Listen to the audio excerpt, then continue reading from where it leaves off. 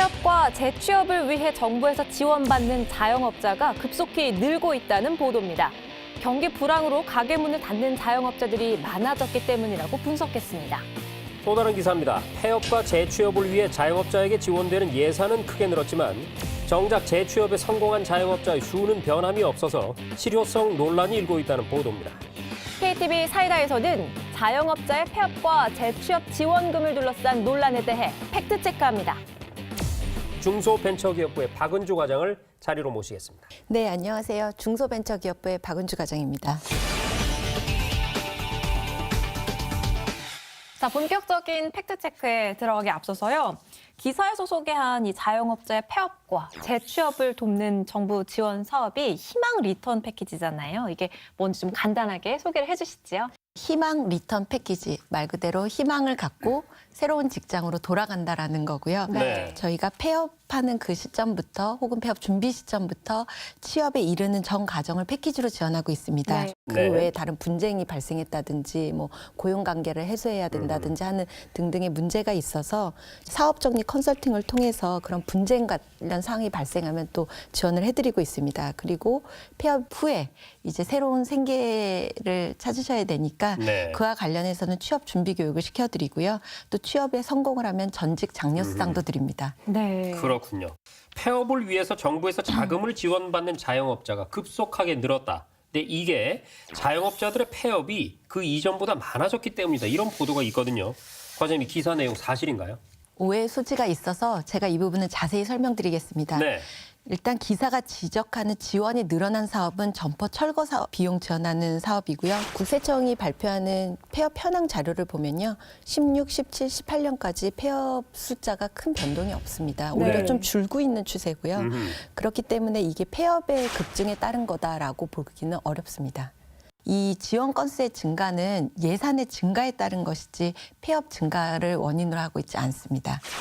자영업자의 재창업이 아니라 임금 근로자로의 재취업을 유도하는 프로그램은 또 왜 필요한 걸까요? 폐업한 자영업자의 경우 다른 경력이 없다 보니까 울며 겨자 먹기식으로 다시 창업을 선택하는 경우가 많은데요. 그렇죠. 네. 창업이나 재취업 관련 교육과 취업이 가능한 일자리 안내 등 적절한 재기 교육이 필요하다고 봅니다. 네. 자, 그럼 두 번째 팩트체크 해보겠습니다. 예산 지원이 늘어난 데 비해서 실제로 자영업자 폐업 후 취업에 성공한 사람은 크게 늘지 않았다, 보합세를 보이고 있다, 이렇게 보도가 나와 있는데요. 과장님, 이 부분 어떻습니까? 사실인가요? 그건 역시 사실이 아닙니다. 희망 리턴 패키지 지원 사업을 통한 취업자 수는 기사에서 소개한 2019년 기준 1,704명이 아니고요. 2019년 12월 12일 기준 2,190명입니다. 네. 관련 기사는 2018년도 전체와 2019년도는 10월까지의 기준을 비교해서 비교 시점을 달리했다는 점을 말씀드립니다. 또 하나 더 있는데요. 저희가 그 예산 확대 대비 취업자 수가 낮았던 이유 중에 하나가 사업 관리를 좀 강화했던 취지가 있습니다. 네. 그래서 기존에는 그냥 고용보험에 가입했다는 사실만 확인이 되면 저희가 취업자로 인정을 해드렸는데요. 지금은 가입 후 60일이 지나야지만 취업자로 인정을 해드립니다. 아. 그래서 그 부분을 생각하면 더 많은 취업자 수가 있을 거라고 생각합니다. 그렇군요. 자, 기사에서 또 다른 논란이 되고 있는 부분이요. 자영업자의 폐업을 돕는 이 컨설턴트가 무분별한 이 폐업 지원 신청을 부추기고 있다, 이런 보도가 있습니다. 이 부분 살펴볼까요? 이에 대한 대책이 있습니까?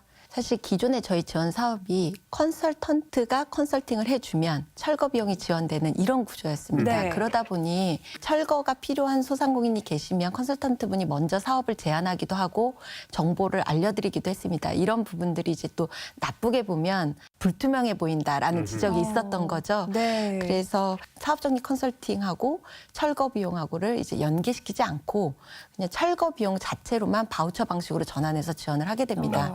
이제 그렇게 되면 매장 규모라든지 특이한 뭐 구조물이 있다든지 이런 사실관계만 확인을 해서 저희가 일률적으로 지급을 해드리기 때문에 컨설턴트와의 문제라는 거는 발생할 여지를 아예 차단을 하는 거죠. 네, 오늘 저희 KTV 사이다에서는요. 폐업하는 자영업자의 증가로 폐업과 재취업을 돕는 정부 지원이 급속하게 증가했다. 그리고 예산은 늘어난 데 비해서 취업자의 수는 변함이 없어서 실효성이 떨어진다. 이런 기사 살펴봤는데요. 확인 결과는 이렇습니다. 첫째, 희망 리턴 패키지 지원금과 지원 건수의 증가는 자영업자의 폐업 증가와는 상관이 없고 예산 증가에 따른 자연스러운 현상이다.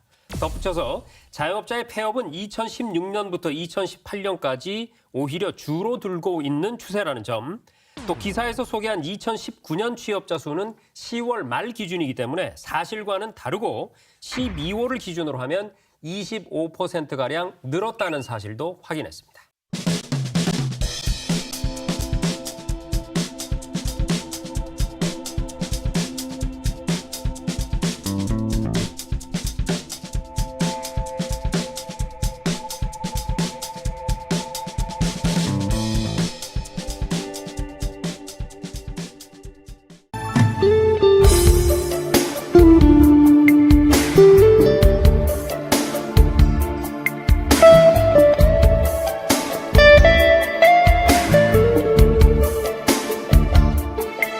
Thank you.